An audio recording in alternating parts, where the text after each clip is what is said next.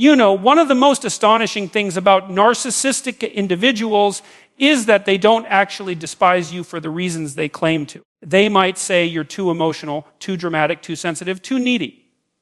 But that's not what's really going on.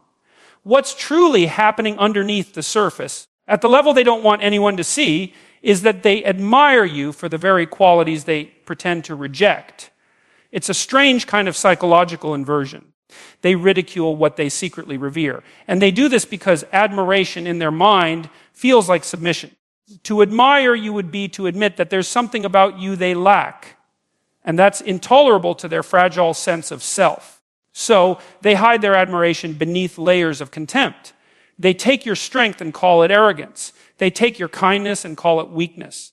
They take your honesty and call it naivety. Every insult is an act of concealment. It's a disguise, a way of covering the unbearable truth that they see something in you they cannot replicate. That's why their criticism often feels so personal, so cutting. It's not random. It's targeted toward the very traits that make you authentic, because those traits remind them of what they lost somewhere along the way. Think about that for a moment. The narcissist doesn't mock the things they truly don't care about. They mock the things that threaten their self-image. If you were irrelevant, they wouldn't waste their energy analyzing you, tearing you apart, testing your reactions. Their contempt is proof of your impact. The more they try to diminish you, the more they reveal how deeply you unsettle them. Psychologically, this is what projection is. They take their internal conflict, their inadequacy, their envy, their insecurity, and project it outward onto you. It's far easier to accuse you of being inferior than to confront their own emptiness. When they belittle you, they're trying to regulate their own chaotic emotions. It's a form of self-soothing, except it's parasitic. It only works if you believe them, if you internalize their distortion, because then they've managed to make you feel what they can't bear to feel themselves. And here's the cruel irony: they often choose people who are deeply empathetic, conscientious, and emotionally intelligent. You might think that's a coincidence, but it's not. Those traits are like a magnet to someone who's internally fractured. They sense your compassion the way a starving person smells food. You represent something they crave: wholeness, authenticity, love without calculation. But because they can't receive that love without feeling inferior, they destroy the very thing that could heal them. They'd rather dominate the light than stand humbly before it. When you start to understand this dynamic, everything begins to make sense. Their alternating praise and punishment, their hot and cold behavior, it's all part of the same game. They're trying to control the mirror, because that's what you are to them. A mirror that reflects back what they can't face. And if that mirror shows them their flaws, their jealousy, their fear, they'll do whatever they can to shatter it, not because they hate you, but because they hate what they see in themselves through you. Now, there's a philosophical layer to this that's worth exploring. In many ways, the narcissist is the embodiment of what Nietzsche called resentment. It's that deep-seated bitterness toward those who embody what we wish we could become. Instead of striving toward that ideal, we tear it down, we poison the good to make the bad feel bearable. And that's what narcissists do. They corrupt the beauty they can't create. They ridicule the goodness they can't possess. Because if they can't be what you are, then you must be made wrong for being it. This is why, in a strange way, their contempt is an inverted compliment. It's evidence that you have something real, something grounded, something they're terrified to acknowledge. Your presence exposes their false self, the mask they wear to survive. Every time you act with integrity, it cracks that mask a little more. Every time you respond with calm instead of chaos, it reminds them of their own lack of control. Every time you stay kind in the face of cruelty, it forces them to confront the hollowness of their superiority. So they double down. They'll push harder, project louder, and attack more viciously. Not because you're wrong, but because you're right. Because you're touching something raw in them. They need to make you small so they can feel large again. They need to convince you that you're broken so they don't have to face the fact that they are. But the moment you realize this, truly realize it, you begin to break the spell. You stop taking their words at face value. You start hearing the translation behind the insult. What? You're too emotional means I envy your ability to feel. You're too independent means I can't control you anymore. You've changed means You're no longer tolerating my manipulation. Once you understand the real message, you stop reacting, and that terrifies them even more. Because silence, in this context, is not weakness, it's exposure. When you no longer defend yourself, they can no longer feed off you. They're forced to face the one thing they've been running from all along themselves. That's why indifference is more powerful than revenge. It's not about punishing them, it's about reclaiming your peace. And if you can hold that awareness, if you can keep seeing through the mask without becoming cynical, you rise above the entire dynamic. You begin to see their behavior not as proof of your inadequacy, but as a mirror of their inner torment. That's when healing begins, because you're no longer trapped in their emotional theater. You're observing it, understanding it, transcending it. The truth is, narcissists don't hate you. They hate what your presence awakens in them. You remind them of their potential, their humanity, the self they abandoned long ago. But they can't face that truth because it would require humility, and humility is the one thing their ego can't survive. So they'll keep pretending they're above you while secretly knowing they're not. And here's the most shocking part: somewhere deep down, beneath all the defenses and delusions, they know you deserve better. They just can't bear to say it. So they hide behind their mask of superiority, hoping you'll never see the insecurity trembling underneath. But you do see it. And once you do, you can never unsee it. That knowledge becomes your power. You no longer internalize their contempt because you understand where it comes from. You stop trying to earn their respect because you recognize they can't even respect themselves. And when you reach that point, when you see clearly without hatred, you've already won. Because the narcissist's mask only works on those who believe it's real. The moment you stop believing it, their power dissolves and your freedom begins. You see, what truly terrifies a narcissist is not your criticism or your anger, it's your independence. The moment you begin to think for yourself, to act from your own convictions, instead of reacting to their manipulation, something inside them begins to crumble. They start to sense that they're losing their grip on the emotional strings that once controlled you, and that realization shakes them to their core.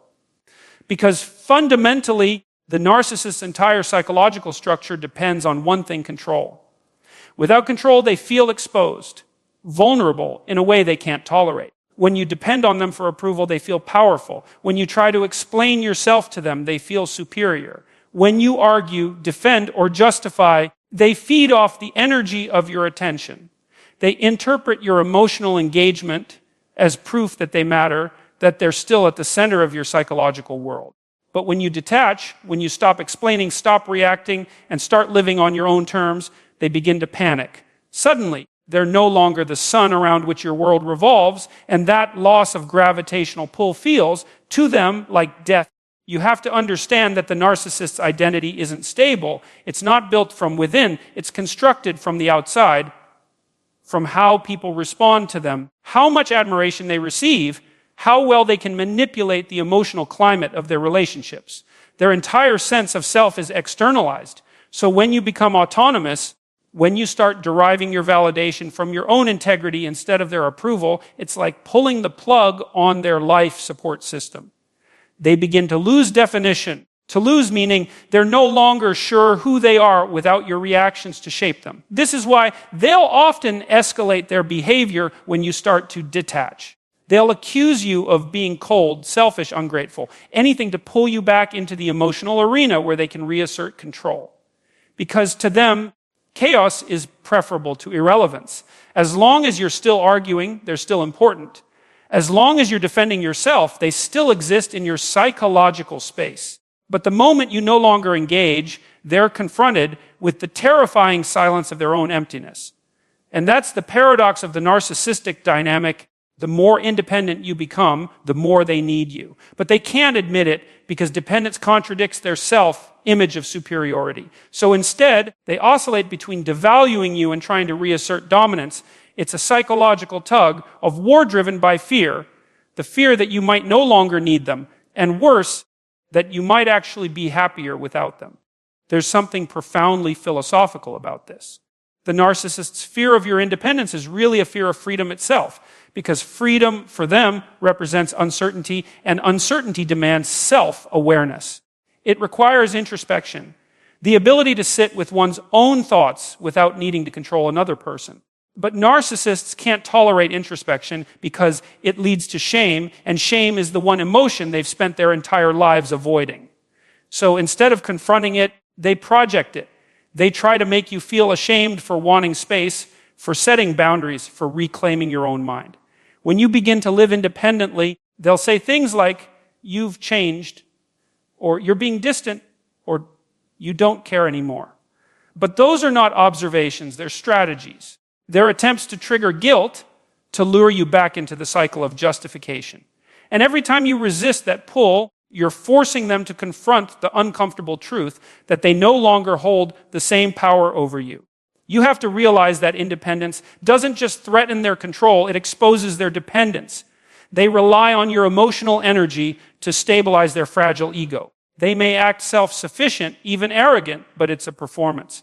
Beneath that bravado is a childlike dependency that's both pathetic and dangerous. The narcissist doesn't love you, they need you. But it's not the kind of need born of affection or mutual respect. It's the need of an addict for their fix. They depend on your emotional reactions the way a drowning person clings to a life raft. And when you pull away, they flail. Now, from a psychological perspective, what's happening here is the collapse of what we might call a narcissistic feedback loop. When you're enmeshed in that loop, every emotion you express feeds their sense of significance. Your joy, your anger, your pain, all of it becomes fuel. But when you step outside that system, you deprive them of that feedback. They're left with their own internal void, and that's when they start to unravel. This is why you'll often see narcissists resort to desperate tactics at this stage: smear campaigns, false apologies, sudden bursts of affection. They'll say whatever it takes to reestablish the connection, because without that connection, they begin to disintegrate psychologically.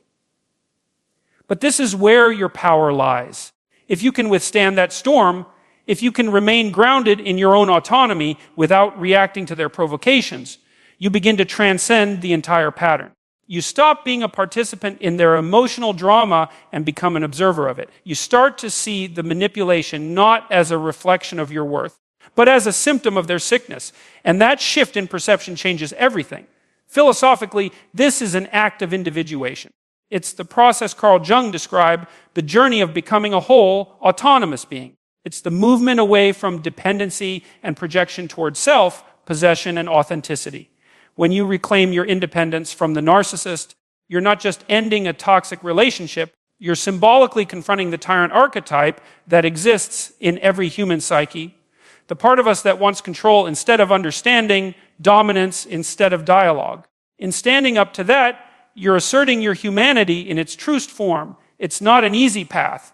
There will be moments when you doubt yourself, when their manipulation makes you question your reality. But that's the test. Independence isn't about cutting ties physically.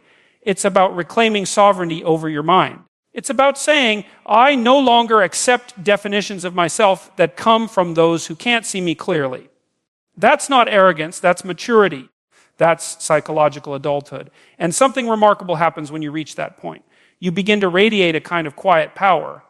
Not the loud, performative confidence of the narcissist, but a grounded certainty. You stop needing to explain who you are, and that serenity unnerves them more than any confrontation ever could. Because your independence doesn't just free you, it exposes the prison they live in. The narcissist will never admit it, but deep down, they know you've achieved something they can't self-possession. You've built an inner world that doesn't require external control to feel real. And that, for them, is unbearable, because they spend their lives chasing what you've already found, a sense of meaning rooted in truth rather than illusion.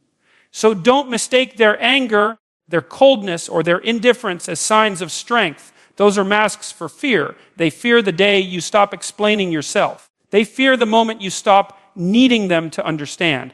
They fear your independence because it reminds them that their control was always an illusion. And that's the ultimate revelation. Their power was never real. It existed only in your belief that they had it. Once you stop believing, once you step into your independence fully, their authority evaporates, because the greatest act of defiance against a narcissist is not revenge or confrontation, it's freedom. The moment you become truly independent, they cease to exist in the world they once ruled. You know, One of the most striking things about dealing with a narcissist is realizing that they're constantly watching you, not in a casual or curious way, but with a kind of psychological intensity that borders on obsession. They study you, not because they genuinely care about who you are, but because you represent something they can't find within themselves. You're their emotional mirror.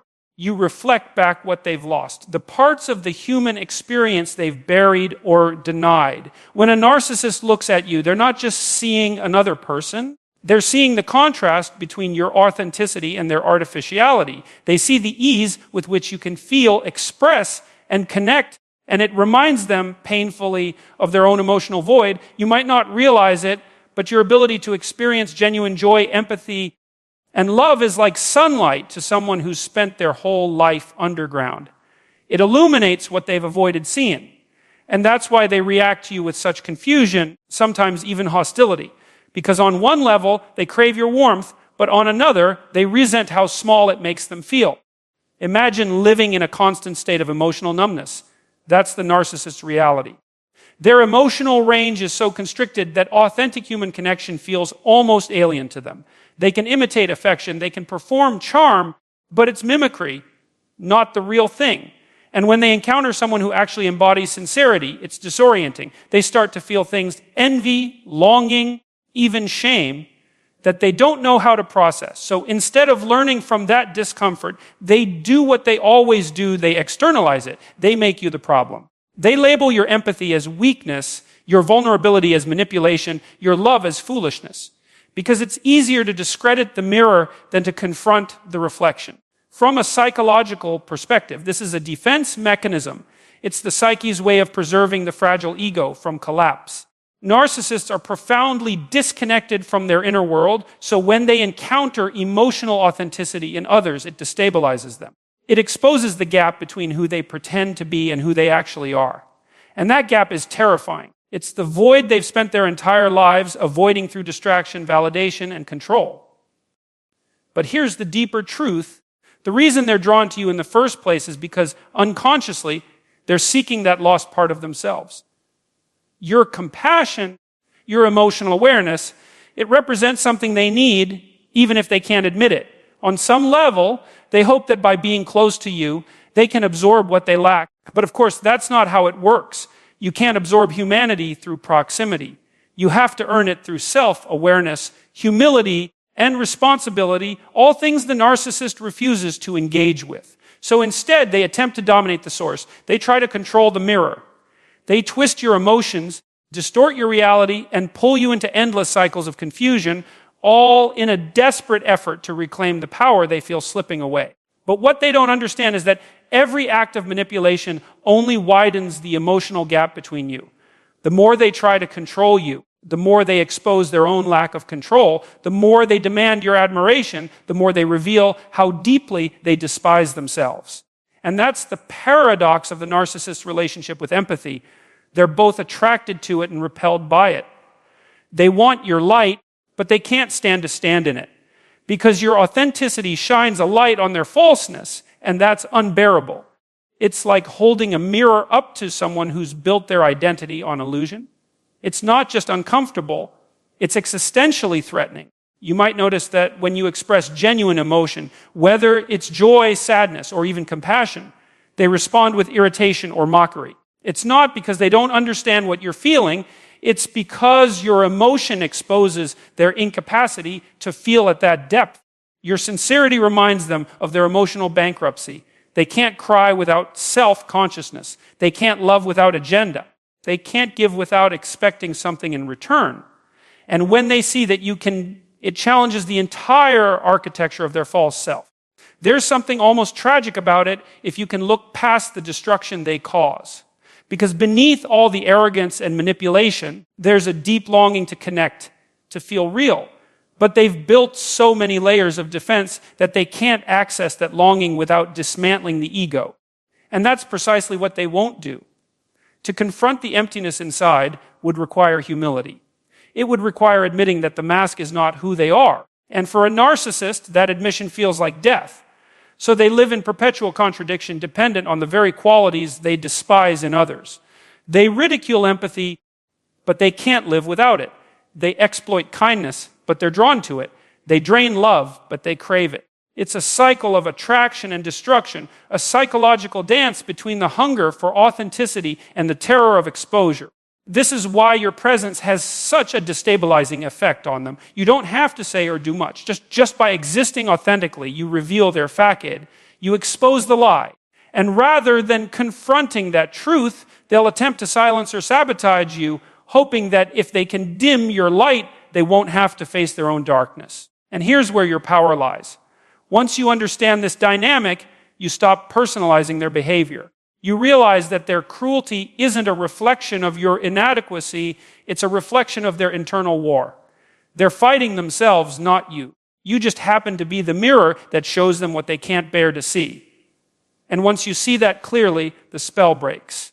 You stop reacting emotionally to their manipulation because you understand what's driving it. From a philosophical standpoint, this moment of awareness is transformative. It's the moment you stop being the mirror and become the observer. You step out of their psychological projection and reclaim your autonomy. You begin to see that your empathy is not a weakness, it's a form of strength because it allows you to see the truth without losing your humanity. And this is the great irony. The very qualities the narcissist tries to destroy in you are the ones that make you untouchable. Your capacity for empathy, your openness, your authenticity, these are not liabilities. They're the antidote to the narcissist's poison. They remind you that even after being targeted, manipulated, or devalued, you can still choose integrity over imitation, truth over illusion, and compassion over control. When you understand that, you stop seeing the narcissist as an all-powerful manipulator and start seeing them as what they really are, a deeply wounded person hiding behind a mask of superiority. That doesn't mean you excuse their behavior, but it does mean you stop being controlled by it. You stop feeding the illusion. You stop reflecting their pain back to them and start shining with your own clarity. And that's what they can't stand the most, that you can still be yourself after everything they've done to you. That you can still love, still feel, still grow. Because it proves that what they feared all along was true, your authenticity is real, and theirs is not. And that's the final truth about the narcissist's mirror. They can shatter it, distort it, or run from it. But they can never destroy what it reflects, because what it reflects is real and reality. No matter how much they deny it, always wins. You have to understand something fundamental about narcissists. They're not spontaneous creatures. They might appear unpredictable, even chaotic, but underneath that external volatility lies something deeply methodical. They're always calculating. Every interaction, every word, every silence is part of a psychological game, a constant assessment of power. When you're in their presence, you're not in a relationship so much as you're inside an equation, one where they're always measuring, weighing, and adjusting their position relative to yours. They're not asking, how do I make this person happy? Or how can I love better? No. What's happening in their mind is more like, how much control do I still have? It's a continuous internal dialogue built around dominance, validation, and preservation of the self-image. You're not relating to a person in the normal sense. You're engaging with a strategist, someone who sees emotional interaction as a battleground where they must never lose. This is why their conversations feel so exhausting. You come away drained not because the topic was difficult, but because the interaction was never genuine. While you were speaking to connect, they were analyzing. While you were expressing emotion, they were evaluating its potential use. They listen the way a hunter watches movement in the forest silently, attentively, with the single goal of locating vulnerability. And once they find it, they store it. They remember your triggers, your insecurities, your fears, your needs. They build an emotional blueprint of you, not to understand you, but to use you. And here's the thing, this calculation isn't necessarily conscious in the way you might expect. It's instinctive. It's how they survive. Narcissists live in a psychological environment where power equals safety. The more control they have, the less they have to confront the terrifying uncertainty of their own emotions. So they map the people around them like chess pieces, always planning 2 or 3 moves ahead. If they sense you're pulling away, they'll suddenly act affectionate. If they sense you're growing too confident, they'll undercut you subtly. Perhaps a sarcastic remark or a small withdrawal of warmth. Each action has intent behind it. There's no randomness to it. The narcissist's entire inner world operates on this economy of control. Every interaction is an opportunity to either gain or lose influence. That's why they can't stand ambiguity. If you're unpredictable, if you don't react the way they expect, you destabilize them. They need consistency, not because they want harmony, but because predictability allows manipulation. They need to know exactly what button to press to elicit the desired emotional outcome. And that's where many people get trapped. They start adjusting their own behavior to avoid triggering the narcissist's anger or withdrawal. They think, if I can just say it the right way, they won't explode, or if I stay calm, maybe they'll listen. But that's precisely how you end up inside the narcissist's framework, trying to manage their emotions while abandoning your own. The more predictable you become, the easier you are to control. And they know that. That's part of the calculation. This is the heart of psychological manipulation. It's not always loud or aggressive. Often it's quiet, subtle, almost surgical. They might use guilt, confusion, selective attention, anything that keeps you emotionally off balance.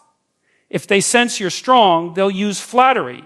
If they sense you're uncertain, they'll use criticism. They modulate their tone and their affection like a skilled musician manipulating sound. And you unknowingly become part of their performance. You see, to a narcissist, love is not an act of giving. It's an act of control disguised as care. When they give affection, it's strategic. When they withhold it, it's tactical. Everything is designed to elicit a reaction that reinforces their dominance. If you cry, they feel powerful. If you beg for understanding, they feel superior. Even your anger is useful. It proves they still have emotional influence. So they push and pull, praise and punish, until your nervous system learns to respond to them like a conditioned reflex. That's when they know they've won. But what's tragic and almost poetic is that this constant calculation robs them of genuine connection. They can never truly rest in love because love requires vulnerability, and vulnerability feels like annihilation to them. They must always be strategizing, always one step ahead. It's exhausting, but they don't know another way to exist. Their internal dialogue is filled with suspicion. What's their motive? What are they thinking? Are they trying to control me? It's projection. Of course, they assume everyone operates the way they do. And when they meet someone who doesn't, someone genuine, open, and emotionally transparent, they don't know how to handle it. At first, they find it fascinating, even intoxicating. They see your honesty as refreshing, your empathy as strength. But soon their mind begins to calculate again. They wonder, how long until I lose this person? How do I make sure they never leave? And that's when the manipulation begins. Because control to them feels like safety. They can't simply trust love to stay, they must bind it. Now, if you look at this from a philosophical perspective, what you're witnessing is the collapse of authentic being.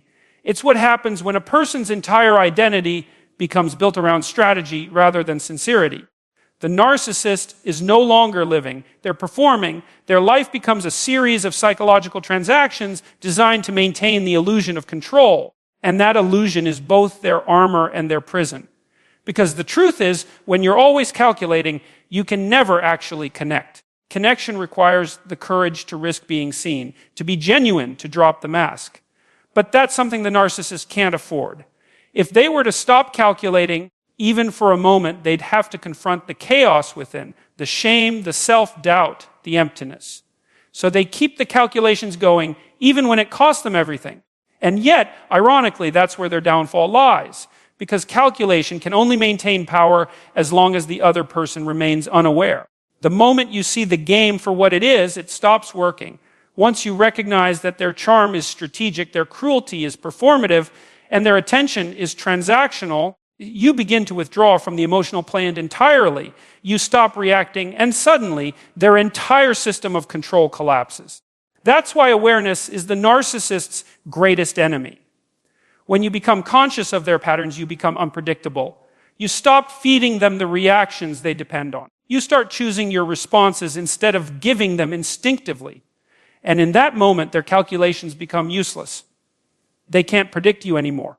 They can't control you. They can't win. It's important to see this clearly, not from a place of bitterness, but from understanding. Because once you see the narcissist's world for what it is, a constant, fearful attempt to manipulate reality, you stop feeling small in their presence. you realize they're not powerful. They're terrified. They're clinging to control because they don't know who they are without it. And the irony, of course, is that the thing they're trying to avoid, authentic vulnerability, is the only path to the peace they crave. So the next time you sense that cold calculation behind their words, remember what it really is. It's not genius. It's not confidence. It's fear disguised as control. And fear, no matter how well it hides, always cracks under truth. Because in the end, no amount of calculation can compete with authenticity. When you stop playing their game, you win by default. Because reality, unmasked and unmanipulated, always outlasts the illusion of control. One of the most unsettling truths about narcissists is their relationship with reality. It's not that they can't see it, it's that they refuse to accept it. They live in a self-constructed narrative, a carefully engineered illusion in which they are always the protagonist, always the victim when things go wrong, and always the hero when things go right. This distortion isn't merely a habit, it's their lifeline. Because to face reality honestly would mean confronting the one thing they've been running from their entire lives themselves. The narcissist's entire psyche is built on denial. It's a kind of psychological scaffolding that keeps their fragile sense of self from collapsing under the weight of truth. Deep down, they are haunted by an unbearable feeling of inadequacy, an internal whisper that says, "You're not enough." But rather than confront that voice, they bury it beneath layers of self-deception. They inflate themselves, constructing an identity so grand that it shields them from the crushing truth of their own vulnerability. And this is where their hostility toward truth begins. Every time reality challenges their illusion, whether through criticism, consequence, or confrontation, it threatens to destabilize that fragile structure. And so the narcissist's first instinct is not to reflect, not to learn, but to distort.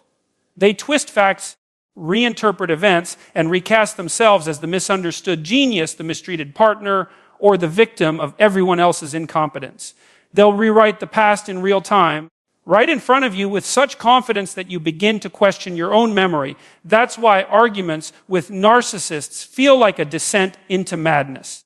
You're not just debating a point, you're trying to reason with someone who operates within a completely different version of reality. You might say, "But you said this yesterday," and they'll look you dead in the eye and deny it without hesitation, without shame. Because in their mind, truth isn't objective, it's a tool. It's something to bend and shape in whatever way keeps their self-image intact. Now, from a psychological standpoint, this denial is a defense mechanism, what Freud would have called ego protection. The narcissist's identity is like glass polished on the surface, but brittle underneath. Any small crack of truth threatens to shatter the illusion completely. So they do whatever it takes to keep the surface intact. If that means blaming others, they'll blame. If it means lying, they'll lie. If it means rewriting the entire narrative of their life, they'll do it without hesitation. And here's the deeply paradoxical part. They actually start to believe their own lies. Over time, the boundary between deception and self-delusion disappears. They convince themselves of their own virtue, their own victimhood, their own brilliance. That's why you can't reason them out of their illusions. They're emotionally invested in them. The lie is their survival mechanism. To abandon it would be to face the unbearable truth of their own imperfection, and that's something their psyche simply cannot tolerate. So what happens when reality inevitably intrudes? Because no matter how elaborate the illusion, truth has a way of pushing through. Maybe it's a failed relationship, a career collapse, or the loss of someone they can't replace. In those moments, the narcissist experiences what psychologists call narcissistic injury, a sudden collapse of their grandiose self-image. It's like a psychological free fall, a terrifying moment where the mask slips and they're forced, even briefly, to see the emptiness underneath. But instead of using that pain to grow, they lash out. They project. They look for someone else to blame. If you're close to them during such a collapse, you'll often become the target. They'll accuse you of betrayal, of sabotage, of being the cause of their suffering. What they're really doing is externalizing the truth they can't face internally. They can't bear to look at their own reflection, so they smash the mirror instead. This is one of the most destructive aspects of narcissism, the inability to learn from reality. Because when you can't acknowledge fault, you can't grow. When you can't accept truth, you can't adapt. So the narcissist becomes trapped in a cycle of repetition, reliving the same failures, destroying the same relationships, all while convincing themselves that the problem is always someone else. It's a psychological form of stasis, movement without progress, change without transformation. And that's what makes relationships with narcissists so painful. You keep hoping that maybe this time they'll see it, maybe they'll finally take responsibility, apologize, reflect. But they don't, they can't. Their denial is not a choice, it's a compulsion. It's the armor that keeps them from collapsing. And every attempt you make to show them the truth feels like an attack to them. They interpret your honesty as disrespect, your clarity as cruelty, your accountability as control. This is where people often lose themselves, trying to rescue the narcissist from their own illusion. You think if you can just explain clearly enough, love deeply enough, endure patiently enough, they'll wake up. But that's not how it works. The narcissist doesn't wake up through persuasion. They wake up through consequence. And even then, most don't. Because for many, the loss of the illusion feels worse than the loss of everything else. They'd rather live in the delusion of superiority than face the truth of their humanity. From a philosophical point of view, this is the tragedy of pride. The ancient Greeks understood this. They called it hubris, the arrogance that blinds a person to the limits of their own nature. Narcissists are the modern embodiment of that myth. They fly too close to their own illusion, convinced they're untouchable, and then fall when the heat of truth burns through their wings. It's poetic in a way, but it's also profoundly sad, because beneath all the arrogance and deceit lies a person terrified of being ordinary, terrified of being seen, terrified of being unloved without the mask. You begin to see that their war with reality is, in essence, a war with themselves. Every lie, every manipulation, every deflection is a desperate attempt to avoid self-awareness. They're not just hiding from others, they're hiding from their own reflection. And so long as that continues, no amount of external validation will ever be enough. You could give them endless praise, endless love, endless forgiveness, and still it wouldn't fill the void. Because the void isn't around them, it's within them. That's the paradox. The more they run from truth, the more enslaved they become to it. The denial that once protected them eventually becomes the very thing that destroys them. Reality always has the final word. You can suppress it, distort it, deny it, but you cannot erase it. And when it returns, it does so with force.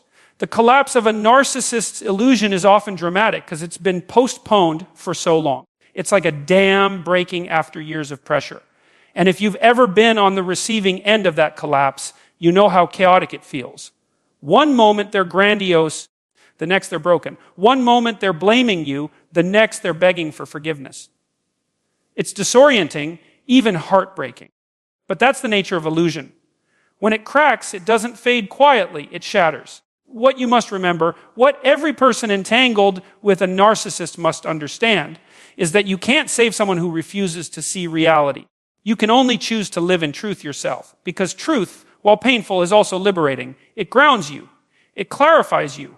It restores your sanity. And once you stand firmly in it, their illusion loses its power over you. Because in the end, reality doesn't bend to delusion. It waits.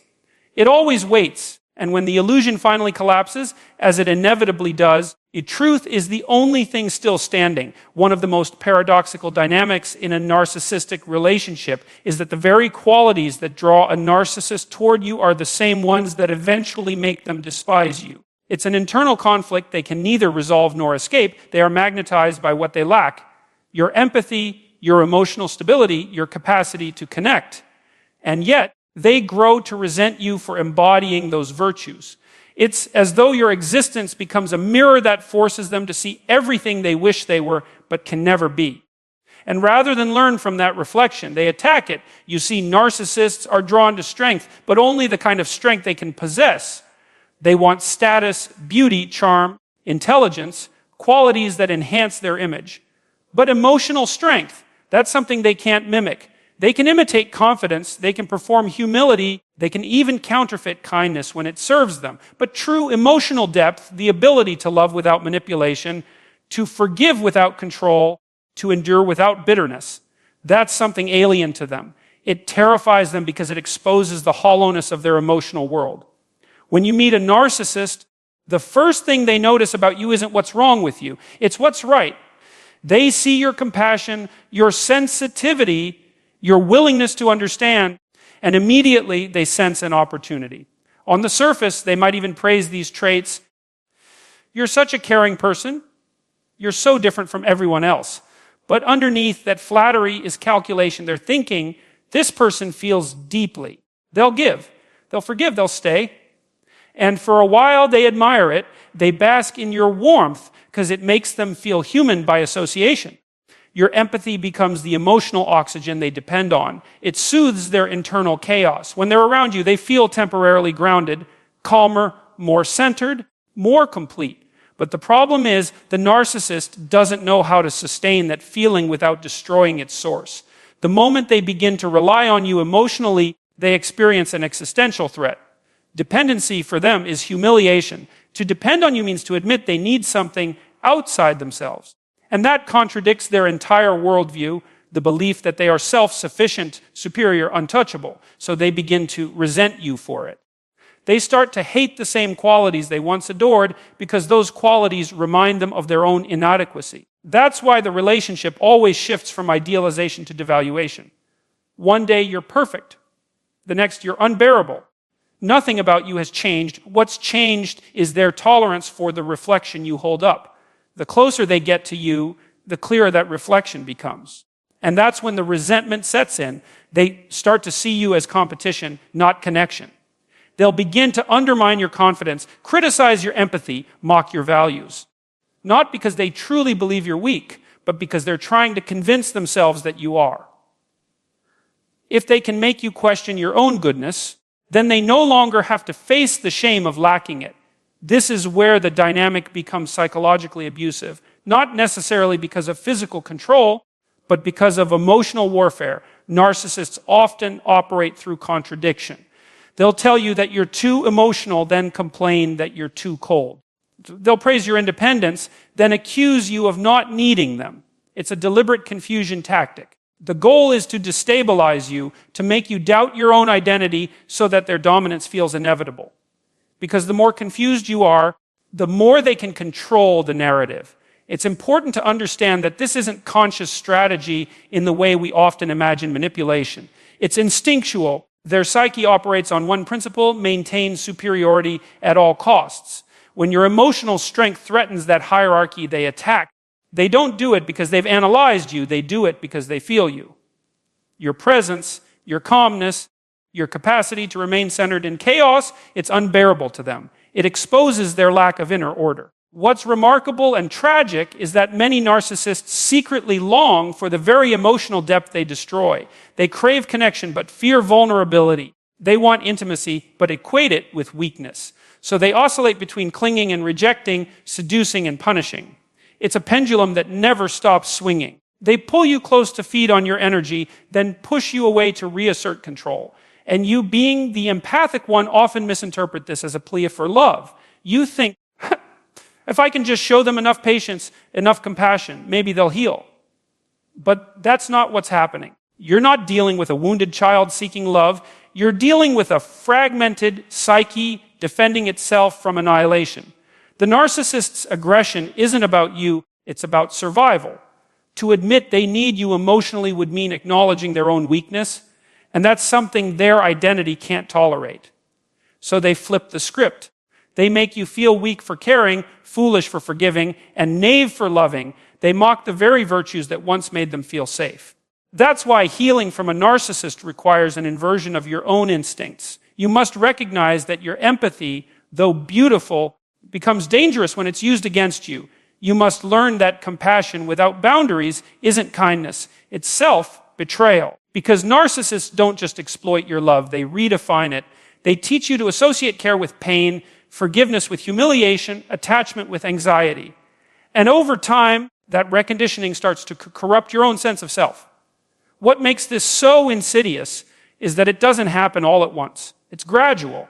You start questioning your emotions, doubting your perceptions, apologizing for simply existing. They chip away at your strength piece by piece until you begin to believe their distorted version of you. And then one day, You realize you've been living in a world built entirely around their insecurity. But here's the truth. The reason they fought so hard to break you down is because your strength exposed them. Your very existence challenged their illusion of control. Every time you refused to collapse, every time you stayed calm in their chaos, you reminded them that their power was never absolute. You became proof that stability doesn't need domination, that love doesn't require fear, that truth doesn't bend to manipulation. And that's precisely why they fear you even after you're gone. Because you leave something behind, an imprint, a standard, a reflection they can't escape. They may try to replace you, but deep down, they know what they destroyed. They know they'll never find that same calm, that same emotional strength again. It's a haunting realization for them, though they'll never admit it. You see, in the end, your emotional resilience isn't just what they envied. It's what saved you. It's what allowed you to walk away without losing your soul. While they remain trapped in the cycle of illusion, you evolve. You grow stronger not because you became harder, but because you learned discernment. You learned that empathy must be guarded, that love must be mutual, that strength is not about dominance, it's about self-respect. And that's what the narcissist could never understand. They mistook your gentleness for weakness, your forgiveness for submission, your loyalty for dependence. But true strength doesn't need to shout, it doesn't need to control, it simply is. Because in the end, what enrages a narcissist most isn't that you were weak, it's that you were strong in a way they could never be. And when you finally stop trying to save them, that strength becomes the very thing that sets you free. There's a fascinating and deeply troubling aspect to how narcissists relate to truth. They can't face it directly, so they reshape it until it serves them. It's not just lying in the conventional sense. It's the psychological act of rewriting reality itself. And they do it with such conviction that even you begin to question what's real. For the narcissist, truth isn't an objective thing that exists independently. It's a fluid narrative that must always bend in their favor. They redefine events, reinterpret motives, and reconstruct the past so that their ego remains unscathed. And the most astonishing part is that they eventually come to believe their own distortions. It begins with something small, a justification, an excuse, a half-truth. Let's say they hurt someone emotionally. Rather than face the guilt, they'll reframe it. They'll say, I didn't mean it that way, or you're too sensitive. That small distortion spares them the pain of accountability. But it doesn't stop there. Over time, those little distortions accumulate until their entire psychological structure is built on self-deception. They begin to live inside a story of their own creation, one where they are perpetually right, perpetually misunderstood, and perpetually innocent. The narcissist's relationship with truth is therefore not about honesty, but about survival. When you lack a stable inner identity, when your sense of self is fragile and inflated, you can't afford to let reality contradict your delusion. Every fact that challenges the ego must be reinterpreted. Every confrontation must be turned into an attack. Every loss must be rewritten as victory. The truth to them is dangerous. It exposes the cracks in their persona. So they don't just avoid it, they actively reshape it. If you've ever confronted a narcissist with evidence of their wrongdoing, you've probably experienced this firsthand. You bring them facts, and they respond with confusion, anger, or contempt. They'll deny things that are provably true, insist on things that are demonstrably false, and twist your words until you start wondering whether you're the one who's lost touch with reality. That's not an accident. It's a tactic called gaslighting, and it's one of the most psychologically disorienting experiences a person can endure. Gaslighting is not just manipulation, it's the systematic destruction of another person's confidence in their perception. The narcissist's goal isn't necessarily to convince you that their lie is true. It's to make you doubt your ability to know truth at all. Because once you lose that inner compass, you become dependent on them to define reality for you. That's power. And for the narcissist, power is everything. What's so chilling is that this redefinition of truth doesn't stop at interpersonal relationships. It extends inward into the narcissist's own psyche. Over time, they become trapped in the very web of lies they spin. Their false narrative becomes their identity, and any contradiction feels like annihilation. If someone exposes their hypocrisy, they don't experience guilt, they experience existential panic. To protect themselves, they double down. They tell bigger lies, construct grander delusions, and surround themselves with enablers who reinforce the illusion. This is where the narcissist's reality becomes self-sealing. They seek out people who won't challenge them, people who admire them, fear them, or depend on them. Anyone who dares to tell the truth gets cast out, labeled as toxic, jealous, or disloyal. The narcissist creates an echo chamber, a psychological environment where only their version of reality can exist.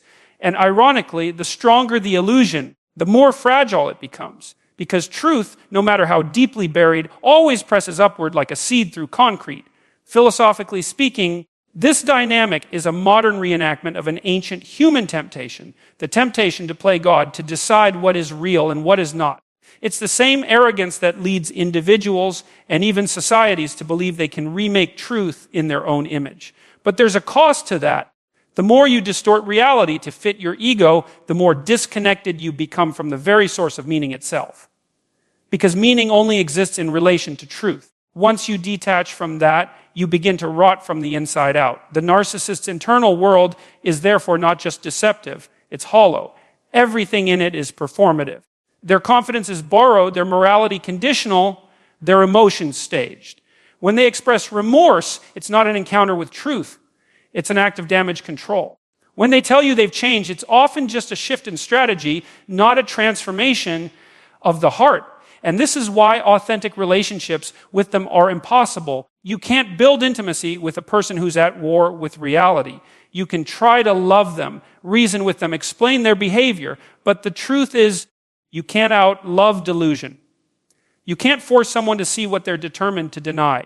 And many people waste years trying, thinking that if they just choose their words carefully or remain patient enough or love deeply enough, the narcissist will finally admit the truth. But that's not how it works.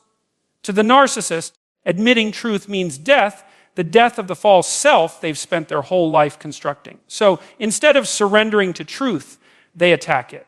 They attack you. The tragedy is that this very defense mechanism, this constant rewriting of reality, is the same thing that ensures their suffering. They live in a prison of their own creation. They can't grow, they can't mature, they can't truly connect it because growth requires humility, maturity requires accountability, and connection requires honesty. And those are the three things their ego cannot bear. They gain the world of illusion but lose their soul in the process. For those who've dealt with narcissists, understanding this is crucial. Their denial of truth is not your failure to communicate, it's their refusal to evolve. You could present evidence 100 times over, and they'd still find a way to distort it. You could catch them in a blatant lie, and they'd find a way to blame you for their dishonesty. That's not logic, it's pathology. Once you recognize that, you stop arguing with the illusion. You stop trying to fix what's not yours to fix. You begin to see that their war with truth is their burden to carry, not yours. There's a deeper psychological irony here too. In trying to avoid truth, they become enslaved by it. They can't stop running because the moment they do, reality catches up. The very thing they fear most, being seen as flawed, small human, is the one thing that could set them free. But to embrace truth would mean dismantling everything they've built to protect themselves, and most narcissists would rather live in a lie than face that kind of reckoning. The lesson then isn't about changing them, it's about protecting yourself. It's about realizing that your sanity depends on your loyalty to truth, even when theirs does not. Because when you stand firmly in reality, their illusion loses power. They can twist the narrative all they want, but they can't twist the truth that lives within you. And maybe that's the ultimate act of rebellion against a narcissist, to stay grounded in what is real, to keep your integrity intact, and to refuse to participate in their fiction. Because every illusion eventually collapses, every lie, no matter how artful, eventually meets the weight of reality. And when that happens, the truth doesn't need to shout, it simply stands there unshaken. Because while the narcissist spends their life rewriting the story, the truth never stops being true. One of the most misunderstood aspects of narcissism is how profoundly dependent the narcissist actually is. They may project an image of power, confidence, and self-sufficiency. But underneath that facade lies an almost childlike dependency, a hunger for emotional validation so consuming that it shapes every relationship they enter. This dependency is their secret. They would never admit it, not even to themselves, because doing so would shatter the illusion of control that their entire identity depends on. Yet, If you strip away the arrogance and manipulation, what you find is someone utterly reliant on others for psychological survival. What most people don't realize is that narcissists don't experience a stable sense of self. They exist in a state of internal emptiness, an emotional void that can't sustain itself. So they borrow from others. They draw their sense of identity from the admiration, attention, and emotional reactions they provoke. That's what psychologists call narcissistic supply. It's not just praise or attention. It's energy. It's life force. Every glance, every reaction, every emotional response becomes evidence that they exist, that they matter, that they're still in control. Without that constant feedback loop, they begin to unravel. You can see this pattern in almost every narcissistic relationship. At first, they seem magnetic, charming, confident, maybe even inspiring. They study you carefully, mirroring your values, interests, and emotions, crafting an image of connection. But what they're really doing is mapping your emotional world, figuring out what makes you react, what makes you care, what makes you feel. Because once they understand that, they know exactly how to control you. You become the mirror through which they see themselves. This is why narcissists are so emotionally parasitic. They feed off intensity. Positive or negative doesn't matter. Praise sustains them, but so does conflict. As long as you're engaged, as long as you're emotionally invested, they're fed. When you argue with them, cry because of them, or try desperately to make them understand you, you're giving them energy. They don't distinguish between love and anger, connection and chaos. What matters is that you're responding. Silence, on the other hand, terrifies them. That's the paradox. They crave control, but they need your participation to have it. They want to dominate you, but they depend on your reactions to feel alive. It's a psychological trap. For both sides, you stay because you believe they care, but they only care in the sense that they need you. Not for who you are, but for what you provide, a reflection that confirms their significance. If you've ever gone no contact with a narcissist, you've probably seen this dependency exposed. The moment you pull away, they panic. They'll reach out in sudden bursts through charm, guilt, or rage, anything to provoke a response. Because your silence doesn't just hurt their feelings, it threatens their existence. It's like unplugging a power source. Without your emotional energy, they begin to deteriorate. They start to feel the void they've been running from their entire lives, and they'll do almost anything to escape it. That's why narcissists are often serially attached. They move from one relationship, one friend group, one workplace to another, seeking fresh sources of attention. They can't tolerate solitude because solitude confronts them with themselves. There's no reflection, no mirror, no feedback, and that's unbearable. They live off external validation because they have no internal foundation.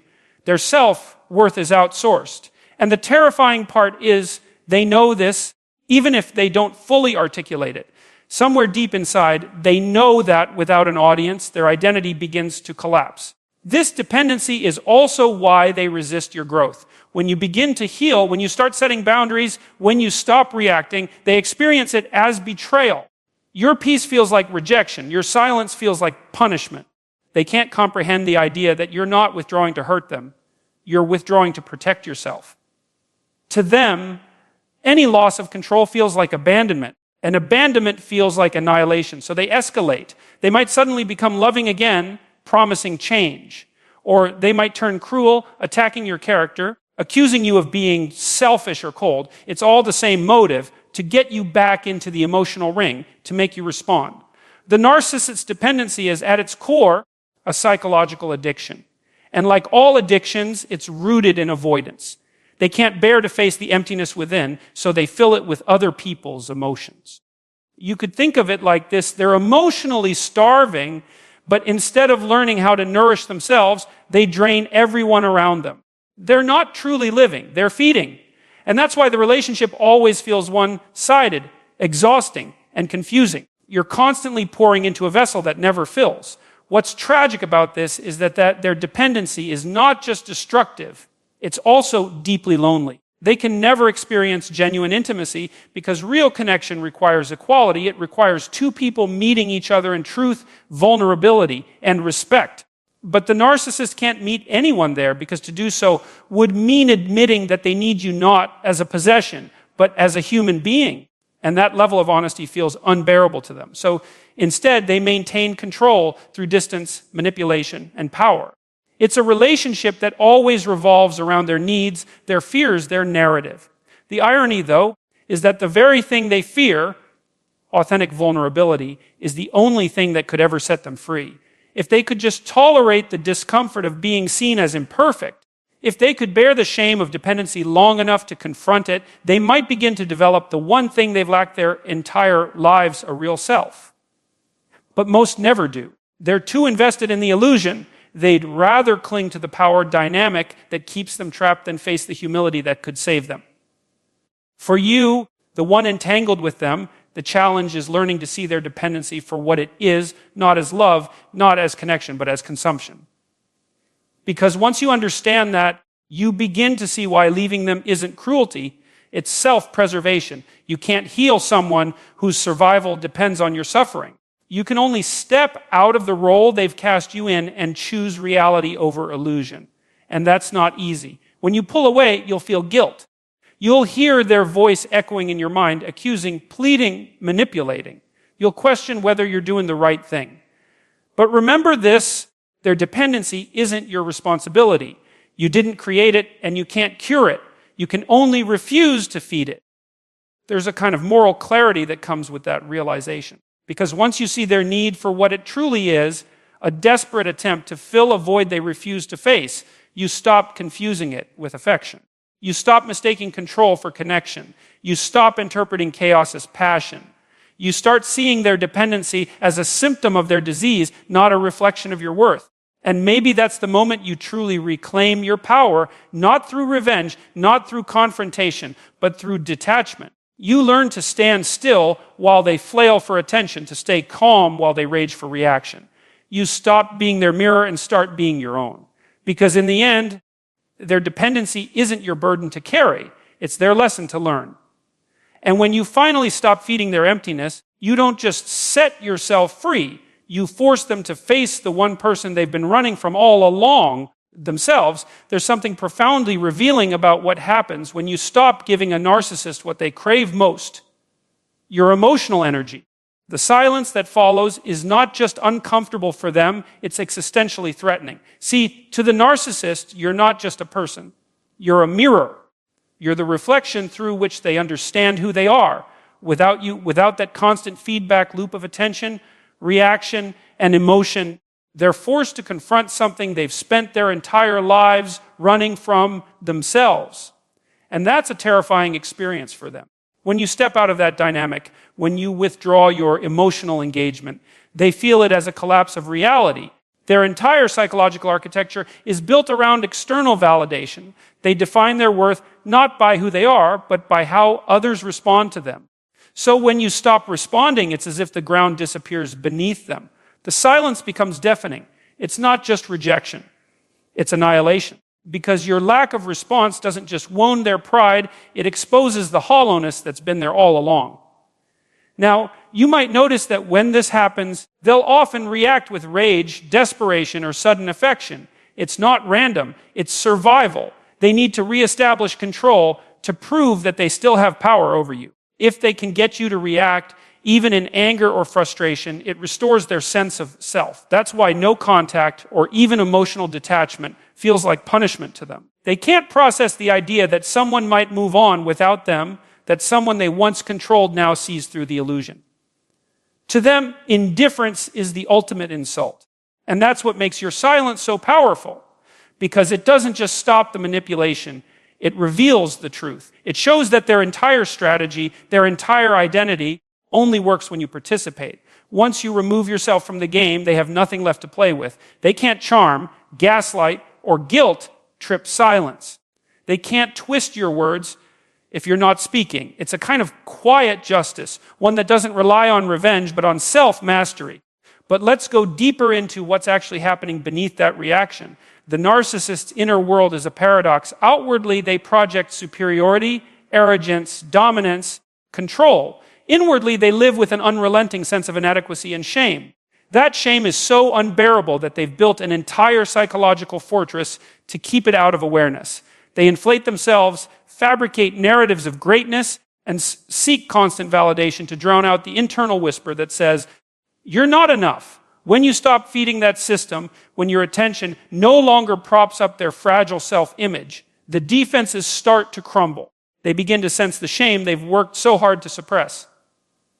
And that's why they lash out. It's not that they hate you for leaving. It's that they can't bear the reflection of themselves that your absence provides. They project that pain outward, blaming you for the emptiness they now feel. They'll call you cold, cruel, or disloyal. They'll rewrite the story so that they remain the victim and you the villain. It's not truth they're after. It's protection from self-awareness. The deeper tragedy here is that the very thing that could save them, honest self-confrontation, is the thing they avoid most. Because to confront their own flaws would mean dismantling the persona that's kept them safe for so long. It would mean acknowledging that their worth isn't built on dominance or admiration, but on something much more fragile, authentic human connection. And for them, that kind of vulnerability feels like death. So when you step away, when you stop trying to fix them, or explain yourself, or make them see reason, you're actually doing something profoundly moral. You're refusing to participate in their self-deception. You're saying, in effect, I won't help you destroy yourself through illusion anymore. And that stance, though painful, is the beginning of freedom. Not just for you, but potentially for them too. Because only when the illusion fails can truth begin to emerge. Many people underestimate how much power there is in non-reaction. We think power comes from doing, from confronting, exposing, or retaliating. But true power, especially in the context of a narcissist, comes from restraint. It's the power of composure, of emotional discipline. When you refuse to engage, you're not being weak. You're reclaiming control over your own mind. You're no longer letting their chaos dictate your peace. And in that space of silence, something remarkable happens. You begin to see the situation for what it truly is. The narcissist's tricks, gaslighting, projection, guilt, lose their effect when you stop taking the bait. It's as though the spell breaks, the fog lifts. You realize that all along, the control they had over you was only possible because you kept participating in the story they created. You believed the lies they told about you because you were too busy trying to prove them wrong.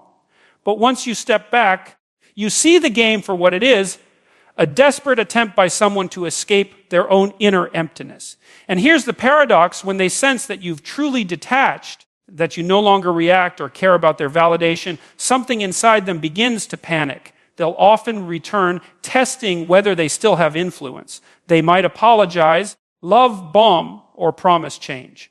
But if you look closely, the intention is rarely growth. It's restoration of control. They want to feel significant again, not because they've changed, but because they've lost their source of emotional nourishment. That's why your consistency matters more than your words. The narcissist doesn't respect boundaries spoken, they respect boundaries enforced. When your silence remains steady, when your peace cannot be provoked, they eventually have to confront reality. And that reality is simple: they no longer control you. For someone whose entire identity depends on control, that's an unbearable truth. And yet, that's the only kind of truth that can ever wake them up. If it does at all, some will simply move on, seeking a new mirror, a new person to reflect their ego back to them. But in some rare cases, the absence of validation forces a reckoning. They begin to feel the full weight of their emptiness. They might experience depression, anxiety, or an identity crisis. That moment, as painful as it is, can be the first step toward genuine self-awareness. But it almost never comes without the withdrawal of external supply. For you, that realization should be liberating, because it means that healing doesn't require changing them. It requires understanding them. And understanding leads to detachment. You don't have to hate them or forgive them prematurely. You simply have to stop playing the role that sustains their illusion. That's what emotional maturity looks like. It's the decision to prioritize truth over comfort, clarity over chaos, and peace over performance. And maybe that's the great lesson in all of this. You can't control how someone sees you, especially when their perception is warped by insecurity and fear. But you can control how much of your energy you give to that distortion. You can choose silence not as an act of punishment, but as an act of dignity. You can choose peace without needing permission. Because the narcissist's greatest weakness isn't exposure, it's irrelevance. When they no longer have access to your emotions, when you no longer react to their provocations, you become something they can't control, a free person. And freedom in this context isn't just escape, it's enlightenment. So let them face the silence they've earned. Let them wrestle with the emptiness they've denied. Because your silence isn't cruelty, it's clarity. And sometimes the loudest truth you'll ever speak is the one you never say at all. When the narcissist finally loses control over you, when their manipulation no longer works, when their words no longer pierce, when their games no longer confuse, they experience something they've spent their entire life avoiding: reality. And reality for them is unbearable. It's not just the loss of you that devastates them. It's the collapse of the illusion they built around you. You see, for a narcissist, every relationship is not a meeting between two souls, it's a performance. A stage on which they play the role of the superior, the admired, the desired. You were their audience, their validation, their mirror. When you stop watching, the performance loses its purpose. And without that stage, without that reflection, they begin to disappear into the emptiness they've always feared. This is the moment when the mask cracks. When the grandiose fought aid that they've worked so hard to maintain starts to crumble, and the truth of who they are begins to leak through. You might see it in their eyes, a sudden panic, a desperate attempt to reassert control. They'll scramble to rebuild the illusion, to convince themselves and others that they're still in charge, still right, still powerful. But underneath all that noise is a quiet, gnawing terror. Because for the first time, they have to face the reality that they're not the godlike figure they imagined. They're just a flawed, frightened human being who's alienated everyone around them. It's important to understand that narcissists are not driven by strength, but by fear. Everything they do, the arrogance, the cruelty, the manipulation, is an elaborate defense mechanism against the unbearable vulnerability of being ordinary. Deep down, they fear insignificance. They fear being unseen, unloved, unimportant. So they build an identity that demands admiration. They exaggerate their achievements, minimize their flaws, and project superiority. And as long as people play along, the illusion holds. But when you walk away, when you see through the act, it's like turning the lights on in a dark theater. The show's over. The audience has left. And the narcissist is left standing there exposed and alone. That exposure triggers what psychologists call narcissistic collapse.